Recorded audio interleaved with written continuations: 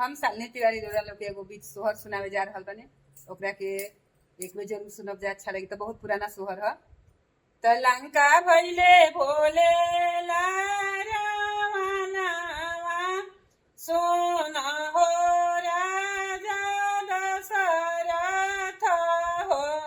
ए राजा तोहारा राम जी जनमी इहे अयोध्या राजा के लिहे, अयोध्या राजा के लिहे। आता न बचन राजा सुनेले, सुनहि न पावेले हो।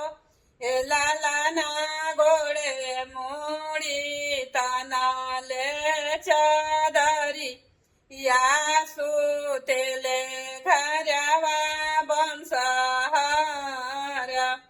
पैसी जगावेली कोशिला रानी, उठी राजा दशरथ हो।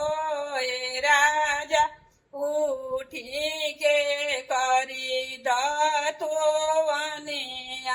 भोजन, जूठी आई काई हम उठी के बैठी भोजन, जूठिया इनु हो। कोशिला रावणा बोलेला बिरही, बोलिया सहलो नाही जाला। तना बचन कोशिला सुनेली, सुन हिना पावेली हो। लाला ना फाड़े भरी लेली तिला चाउर, आदित के नावेली सूरज गोड़ा लागेली। ए सूरज हमारा पर होखे ना दे आलरा। रावणवा बिरही बोलेला, घरी राती गइले पहर राती अव रूप छिला राती हो। लाला ना राम जी के भइले जनमा, मात अवध बधैया बाजे अधब।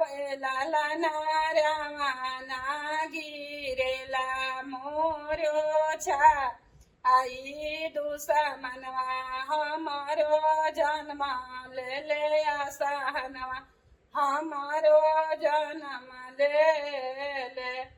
पैसी जगावेली मंदो दारी, उठी राजा रावण हो।